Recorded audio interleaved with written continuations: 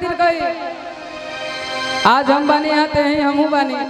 कि पूरा जिला जे बाहर रे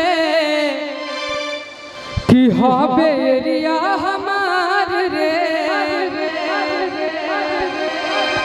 कि पूरा जिला जे बाहर रे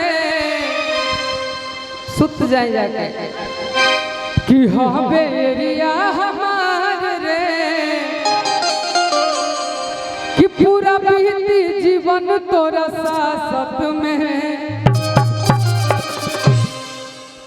कि रंगदारी मिलल विरासत में टाइम न लागी रंगदारी मिलल विरासत में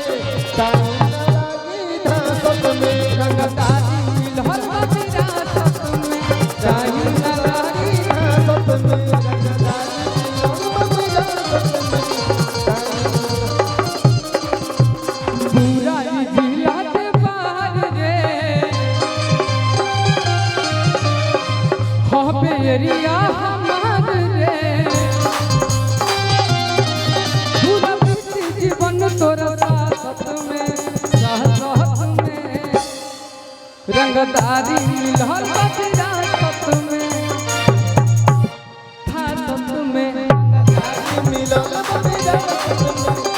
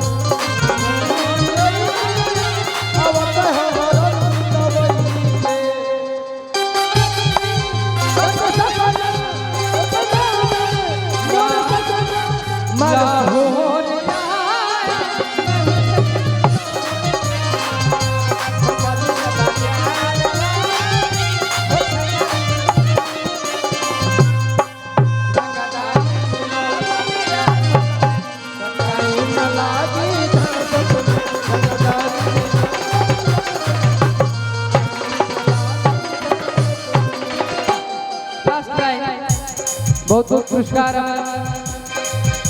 बड़का भैया के सबको उनका बाबा कहला भोला भोला हम भैया कहला भोला भैया हबे रंगदार तना मीरे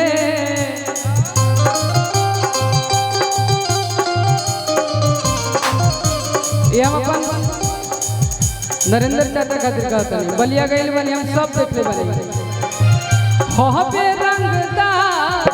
तना मीरे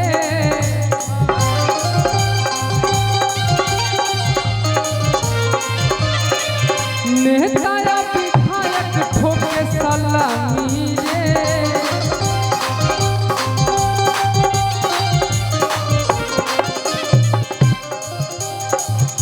और ये बात बोलू भैया के लिए बड़ा लोग खड़ा रहे हिफाजत में रंगदारी मिलल विरासत में टाइम न लागी धासत में रंगदारी मिलल विरासत में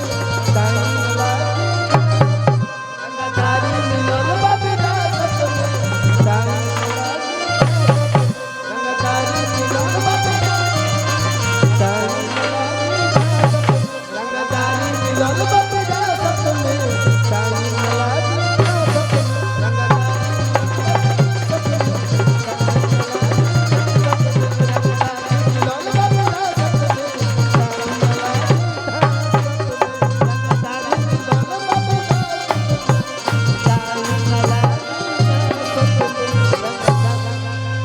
बहुत बहुत मुकेश भैया आप आ जाइए मेरे भैया नहीं आप आ जाइए पहले 60 सॉन्ग का टाइम हो तब 60